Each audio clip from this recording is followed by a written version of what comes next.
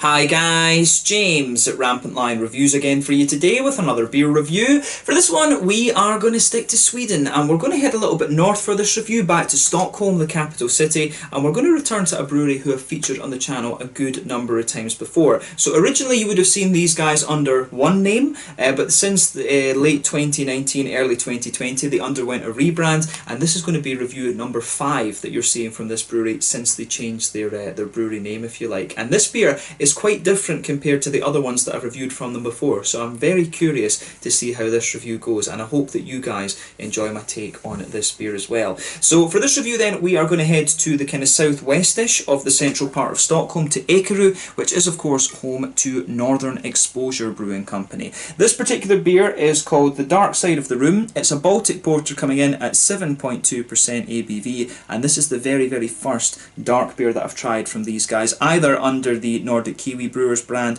or the Northern Exposure brand. So I really hope that this one turns out to be a very nice beer.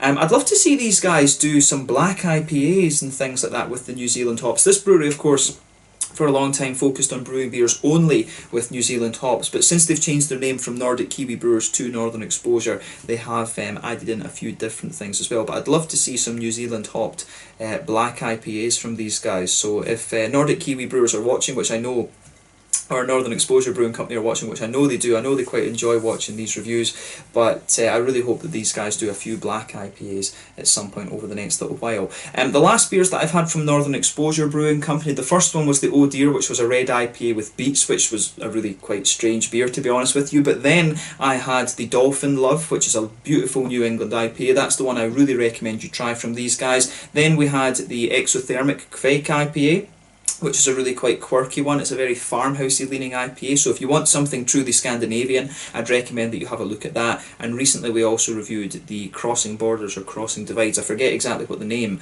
of that other IPA they have is, but that was also a very nice IPA that was leaning more towards the west coasty side of things. And of course they released different versions of IPAs called Chaos and Clive, which are very good, and they've also got one called Tutti Frutti, which I would recommend for you as well. But as I say, this is the very first time I'm trying a darker beer from these guys. All the beers that I've tried from these guys have been like IPAs, pale ales, or I think there's been one lager that I reviewed from Nordic Kiwi Brewers as well. But a brewery that I really recommend that you check out. It's not often that you see the New Zealand hops used so heavily in European craft brewing, so I really recommend that you check out this brewery if you get the chance, and you will hopefully see these guys at some point in a Meet the Brewery segment. Karen agreed that they would do an interview with me at some point in the future. We just need to see when I can actually get up to Stockholm to film that. So you will see Northern Exposure Brewing Company feature on a Meet the Brewery segment at some point fairly soon.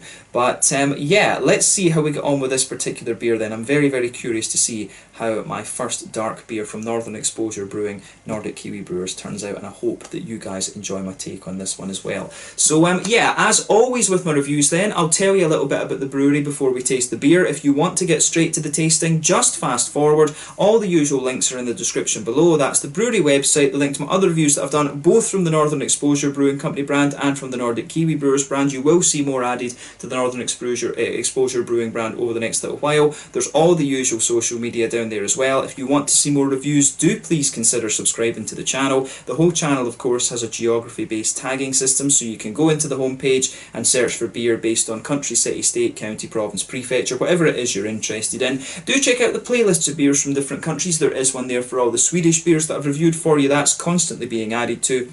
And as always, please do get in touch and let me know some of the other beers and breweries that you guys would like to see me review. It's always great to hear from you guys that are watching the videos, and the support that you show the channel is hugely appreciated.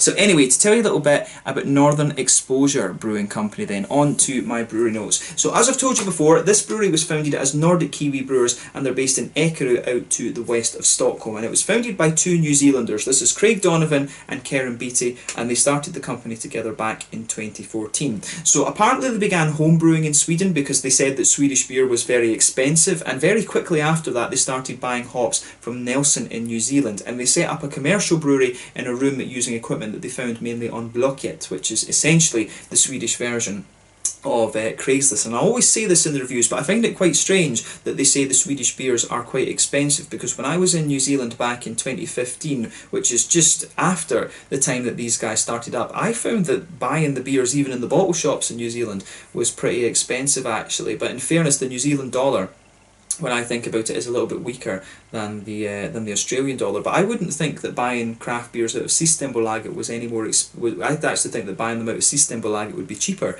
than buying them down in New Zealand, come to think of it. But yeah, apparently Karen met his Swedish lady in New Zealand, and the pair later moved to London together, where he spent some time working in the construction industry before they moved back to Sweden. So Karen was initially working full-time at the brewery, while Craig was working part-time as well, and also working for Ericsson, the big Swedish telecommunications company. And the niche of this brewery for a long time was that they were only brewing their beers with New Zealand hops. But since 2017, both Craig and Karen have worked full-time at the brewery. In late 2018 though, they moved to a larger brewery in Ekerö, the same district of Stockholm.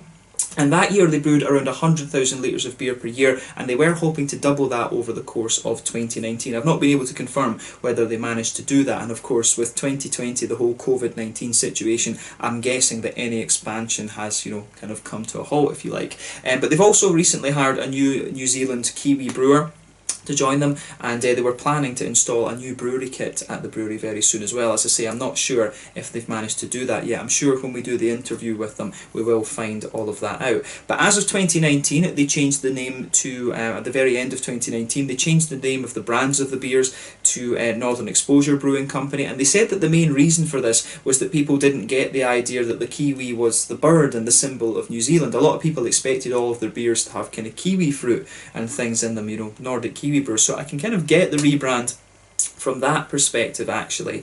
I do understand why they did it. I was a little bit hesitant about the whole change of the the the change from Nordic Kiwi Brewers to Northern Exposure Brewing Company. But I have to say, since they've done that brand, the quality of the beers, I think, has been on the rise. The last couple of beers that I had from Nordic Kiwi Brewers, that was the Tutti Frutti and the Chaos and Clive. Those were on a different level compared to the ones that I'd had before. And this brewery originally was recommended actually to me by my friend Andreas Tulgren, who used to run the beer blog Ölresan, and he was telling me these guys used a lot of New Zealand hops. So that was how I first discovered Nordic Kiwi Brewers, and then of course it became Northern Exposure. So big fan, me personally, I'm a big fan of the New Zealand hops. And I was a bit hesitant about them taking away that New Zealand element from the branding, but since they've done that, of course, they have gone from strength to strength. So fair play to them, I have to say. But they're using other hops, not just only New Zealand hops these days. And as of June 2020, when I'm reviewing this beer for you, they've released around 10 different beers under the Northern Exposure Brewing Company name, and I think they released about 40-ish, maybe 50, under the Nordic Kiwi Brewers name. So yeah, I don't know if some of those might make a comeback. The Tutti Frutti, I suspect, will make a comeback, because that was a really damn good beer. That one kind of blew a lot of the other ones that they did out of the water, in my opinion. And the Chaos and Clive, they have been releasing these new versions of these over the last little while as well. So maybe that's something I need to keep up to date with, is the Chaos and Clive releases. But I have been focusing on the Northern Exposure beers as well. But like I said, these guys are a very nice brewery, and you will see them feature on a Meet the Brewery segment at some point in the fairly near future. But yeah, that's all I can really tell you about Northern Exposure Brewing Company for the moment. If you want to learn more, of course, you can check out the brewery website. You can follow them on Facebook and Instagram to keep up to date with all the latest goings on, and of course you can check out the Rate Beer, Untappd and Beer Advocate pages to learn more about all of the different beers that these guys have done. So yeah, let's get on and actually have a taste of this beer then. As I've told you before, this one is my first dark beer that I'm trying from them, and I guess the name of this one, The Dark Side of the Room, it's probably some kind of tribute to the Dark Side of the Moon album from Pink Floyd. I'm not sure about that though, I could be talking a load of rubbish there. But a Baltic porter coming in at 7.2% ABV. It says on the back of the can, this one is dark and delicious with notes of cocoa, coffee and a hint of oak, brewed with the New Zealand hop Pacific Gem. As I was saying earlier, that hop is fairly old actually compared to some other ones. I think it was released back in the late 80s, and I'm sure it's got like German and English heritage. I'm sure that it's related to like the German Perl and the English Fugel or something like that. Don't quote me on that, but I know that the Pacific Gem is very good for giving you sort of blackcurranty, blackberry-ish type flavour. So hopefully it turns out to be very nice in the hopefully it turns out to be very, very nice in the flavour as well. But it says here this one is it's packaged 24 months prior to its best before date. So yeah, that's kind of interesting actually. It doesn't, does it say this one was packaged on? No, it doesn't say. I don't know exactly how the date system on the can works, but yeah, this is one, as I say, this is my first dark beer. I'm not so bothered. The can's sweating a little bit. The as you can, you know, I'm not so bothered about drinking these beers aged. I don't. There are some people who are, certain beer styles will change a lot as you age them. You know, for example, Flanders Reds, sour beers and things like that. Stouts can mellow out a little bit. The barley wine is a style that you really need to age. But the Baltic Porter, I have to admit, is not one that I would have really thought that you would age, to be quite honest with you. But yeah, 7.2% Baltic Porter. This one, 440ml can. I think I paid in the region of like 40 Swedish crowns for this. So yeah, let's get it out and we'll get on with the tasting. I'm really curious to see how my first dark beer from Northern Exposure Brewing Company turns out. I hope that this is a good one. And like I say, I really wish that these guys would do some black IPAs with the Kiwi hops. You know, you've got beautiful hops down in New Zealand. Everyone knows the Nelson Sauvin. You've got the Riwaka, the Rakau, the Waiti, the Motueka. You know, you've got lots of lovely hops down in New Zealand. I'd love to see what I'd love to go down there and just work for a year or two, and you know, get properly familiar with all these New Zealand hops and the New Zealand beer scene. I wish New Zealand wasn't so isolated. That's the one thing that puts me off living there.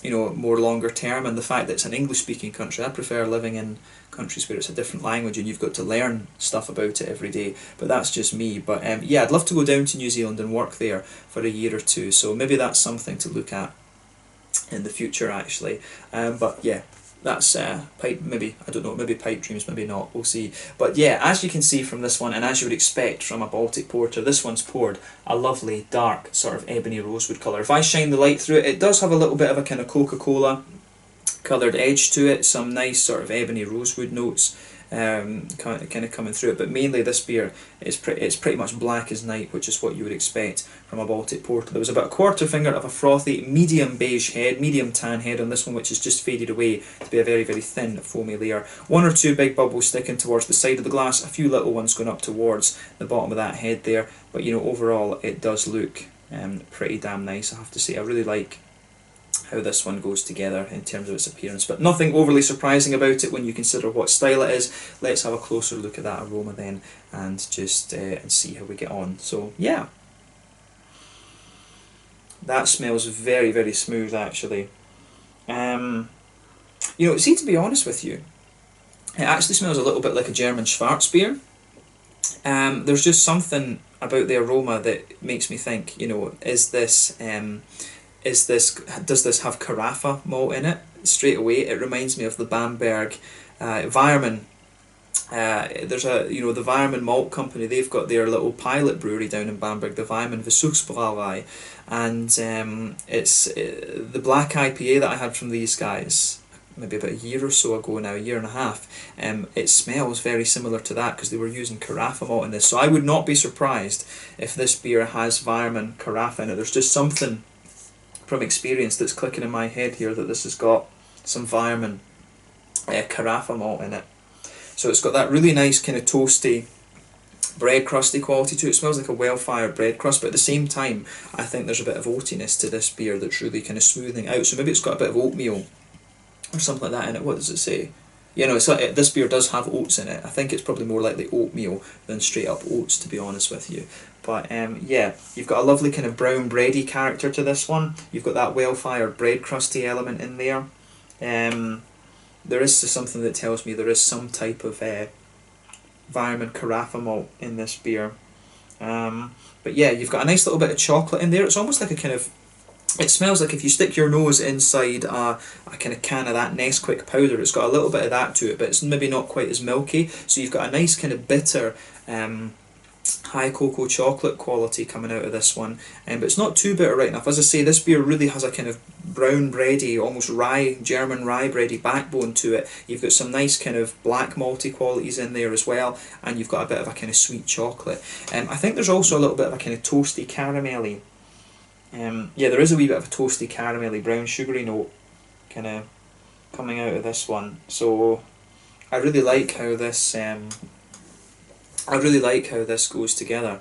The aroma in here is really nice. There are one or two sort of woody undertones to the beer, I think, but the malt base, I think, is fairly straight up, yeah, like pale.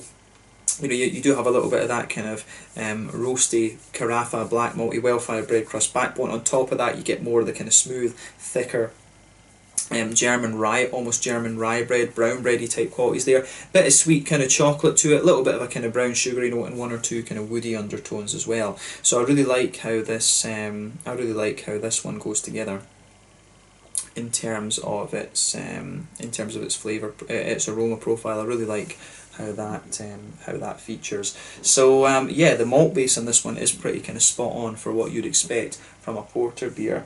And I have to admit though, I think if I was smelling this one blind, I would probably be more inclined to say the malt base comes across like a German Schwarzbier or maybe a Czech Tmavé. I don't know whether I would say, maybe I would say a Czech Tmavé, because it does have a good bready element to it, and the Czech beers of course are a little bit more bready than the German beers, but in fairness, the porters, I always think the porters are usually a little bit more kind of black malty leaning than bready, if that makes sense. That's the main kind of thing for me. But the Baltic porter, of course, they use a different kind of yeast strain compared to the stouts, and it really, the main difference between a stout and a porter is the mouthfeel, and that comes as a result of the different yeast strains that they use. So yeah, to me, this one actually smells a little bit more like a German Schwarzbier or a Czech Tmavé lager. So yeah, I do like how this goes together.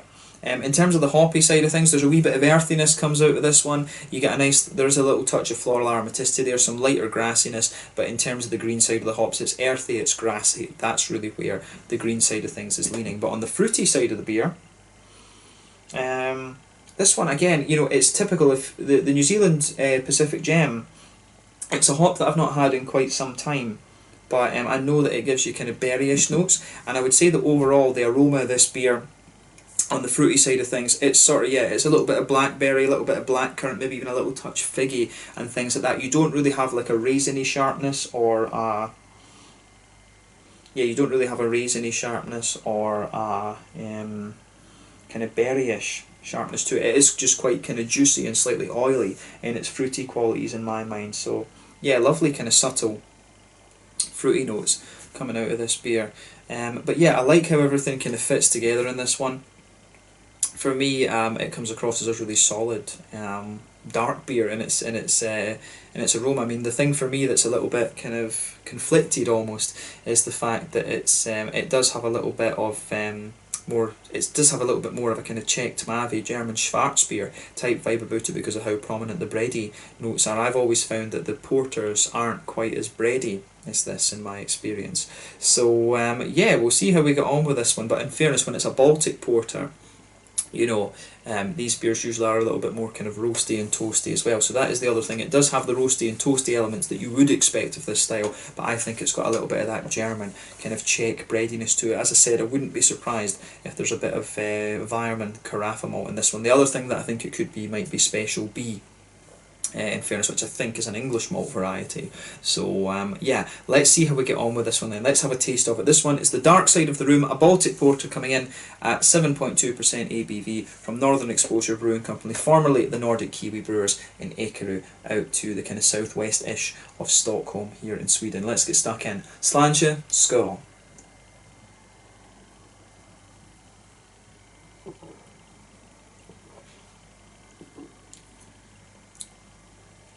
Yeah, I will say, in terms of its flavour, it really does come across as a porter. It's got that more kind of slick thing that you expect of the porter, and it does get drier the further that you go into the aftertaste as well. So yeah, in its flavour, definitely a porter, there's no mistake about that. I always find that interesting with beers. You can pick up slightly different things on the aroma, but yeah, as I say, this one definitely had a bit of the German Czech sort of breadiness from the Schwarzbier and Tmavé respectively in the aroma, but really in the flavour, yeah, definitely a porter. It's really got that kind of slickness. You always expect a porter to be, you know, light bodied and quite slick, but also quite roasty and toasty at the same time, and this one gives you all of that actually. So yeah, this one I think comes across really pretty nicely, I have to say. So yeah, this gets a thumbs up from me. This is a solid, I will say on the first taste, it's a solid porter, and just on that first taste, as I say, I wish that these guys would do a few more darker beers. I wonder why they chose to do a porter first off rather than like a black IPA or something like that. Maybe this one's maybe a little bit of a kind of, maybe it's a bit of a safer option, I don't know. But as I say, I think some New Zealand, I'd love to go back to New Zealand and try a few of the New Zealand hopped black IPAs. There's some great breweries down there these days, of course. You know, the one that everyone seems to know is the Garage Project. There's Behemoth. I'm trying to think of some of the others that I've had. You can check out my New Zealand playlist right enough. There's some really great craft beers down there. I need to get back to New Zealand and have a look at it. Would love to do that.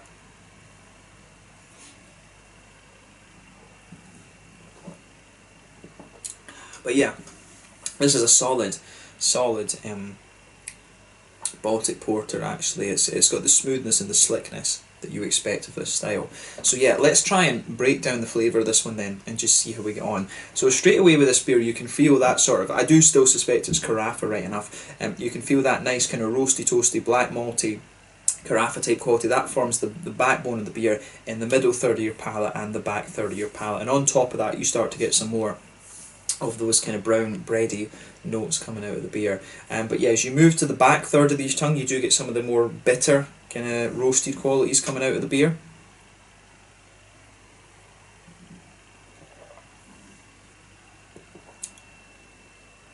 Yeah, you do get some nice kind of roasty toasty bitter black malty qualities coming out of there. But as you go further forward into the middle third of your tongue, if you like, you get more of that kind of brown bready quality there, and I think that the middle of your palate really does kind of sweeten up with this one the further that you go into it. You can feel some of the oaty influence in there. I do suspect there's oatmeal in this. There's just something about this beer that has a little bit of that kind of more oatmeal-y, it's almost got just a little touch of a kind of oatmeal stout like quality to it. But as you go towards the front of that middle third of your palate, you've got some nice, as I say, oaty kind of creaminess coming out of the beer. I mean, I really like how that goes together. The way that all goes together is very, very nicely done. In terms of the centre of your palate, I mean, there is a little touch of a kind of brown sugary sweetness to this one.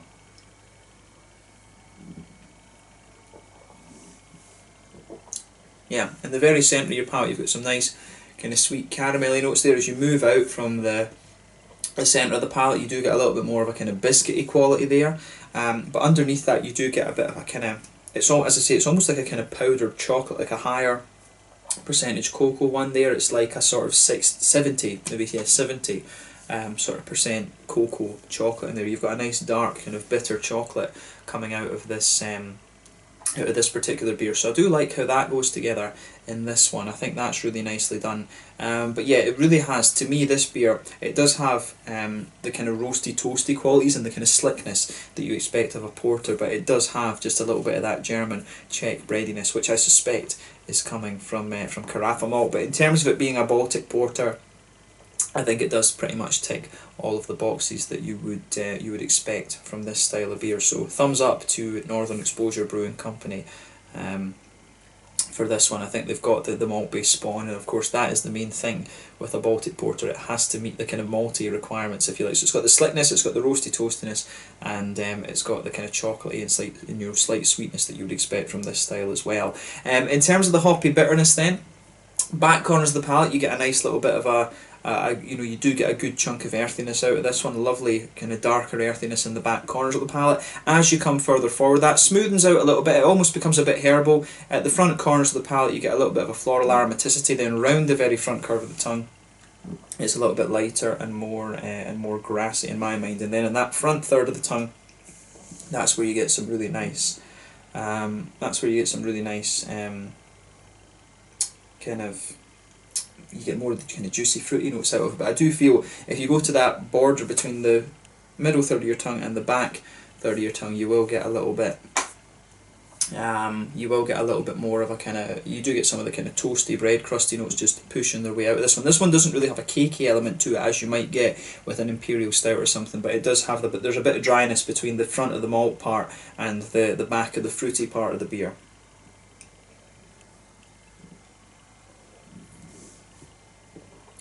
But yeah, on the fruity side of things, it feels quite wet on the fruity side of things actually. It's not the most oily beer in terms of the fruity side of things, but you know, it is a porter rather than a stout, we need to remember that. So it's not the most oily or creamy of beers. But yeah, when you take this one in, it does have like a kind of blackberry-ish type quality to it. So yeah, you do get a nice little bit of a kind of blackberry-ish quality out of this one. It's got a really nice sort of, how do you say, it really has a lovely, it's got a little bit of a kind of blackberry sort of sharpness to it. It's got a wee bit of a kind of black curranty juiciness in there as well. I think on the front third of your palate you can really feel some of the roasty malts. The roastiness does actually creep quite far forward on this one.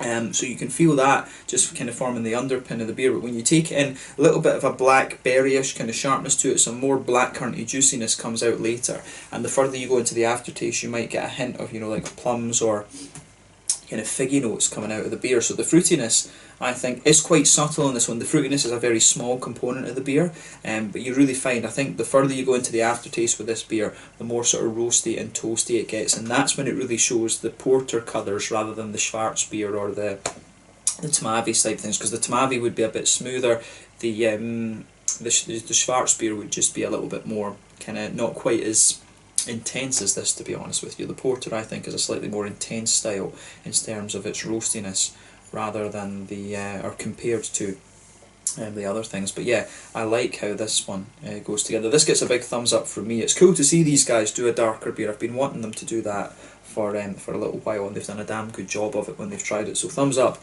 to Northern Exposure Brewing Company for this one. Solid effort.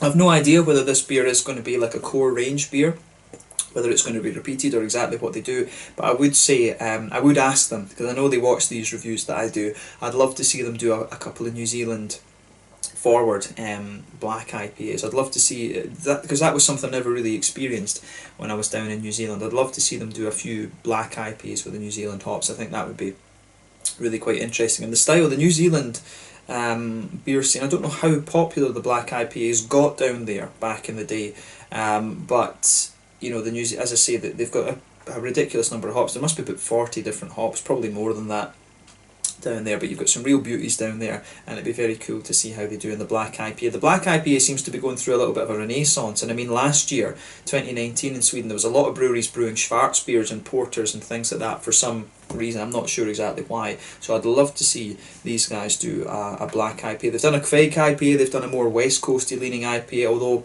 Crossing Divides, it was more kind of like a modern IPA, like a more kind of bready leaning IPA, but the New England one that they do is good. I'd love to see these guys do a proper black IPA at some point later in the year. I know it takes them about 4 months to plan these beers, but yeah, a New Zealand black IPA would be awesome from these guys, because this, they've got a really solid base here, and if they could, you know, take the kind of base that they've got in this and use it in a black IPA, I think that would be pretty damn good.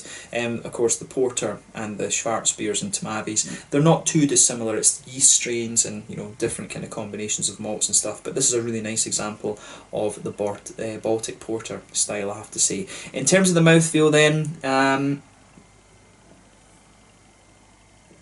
you know, it's a kind of sort of bottom end of mid-body. The carbonation is very smooth. It's got a very slick mouthfeel rather than anything. It's got a wee touch of oiliness to it, but at the same time it has some of the wetness. It's not sort of creamy as you can sometimes get from, you do get some porters that are slightly more creamy, but it's got a lovely slickness to it, this beer. In terms of hoppy bitterness and things, this one's also got malty bitterness to it. I think we're talking maybe 50, 60 IBUs with this one. I wouldn't be surprised if it's a 60 IBU beer. Malt base does have a good degree of smoothness to it, but it really kind of bitters up and dries out the further you go into the aftertaste with this one. But you get some really nice juicy notes out of this as well. But as I say, when you take it in, there's a wee bit of a kind of almost raisiny and blackberry type sharpness to it. It gets a bit more kind of figgy and black curranty, I think, the further you go into the aftertaste. But yeah, there is a lovely kind of slightly figgy, there's a sort of figgy, plummy kind of quality comes out of it the further you go into the aftertaste too. But I think this is a very nice example of a Baltic porter. It's got the roastiness and toastiness you'd expect, and it's a very good. It's, you know, it's great to see that these guys, when they try a dark beer, it turns out very nicely. So it gets a big thumbs up from me, this one. This is the Dark Side of the Room, a Baltic porter at 7.2% from Northern Exposure Brewing Company in Ekerö, just out kind of westish of Stockholm. This is a lovely beer, and I'm glad that I got to review this one for you. With their first dark beer that they've released, and I hope that it's not the last one. I'd love to see these guys do black IPAs, as I've repeated quite a lot in the video, but a nice Imperial Stout from these guys I think would be good, because they've done a damn good job with this one. So yeah, let's leave it at that for this one then. This one was the Dark Side of the Room Baltic Porter, 7.2% from Northern Exposure Brewing Company in Ekerö, just to the southwest of Stockholm. Thank you again for watching my beer reviews. Until the next time, please like, subscribe, share, all the usual YouTube stuff. Let me know your own thoughts on this beer in the comment section below. Let me know what your favourite beers are from Northern Exposure Brewing Company. We will return to these guys at some point in the near future. I always keep a lookout for what these guys are releasing as part of the local Osmoskelid. And you will see more reviews from these guys at some point fairly soon. Thank you again for watching, and I will catch you guys very soon. Check out Northern Exposure Brewing Company, have a go at the Dark Side of the Room Baltic Porter. Dolphin Love is a beautiful beer as well. And you know, Crossing Divides, if you want a more West Coasty type IPA, that's a good one. An Exothermic, a Quake IPA. If you want something truly Scandinavian, that's pretty damn good as well. But until the next time, Slàinte just now, and I'll catch you guys later. Slàinte, skål, cheers.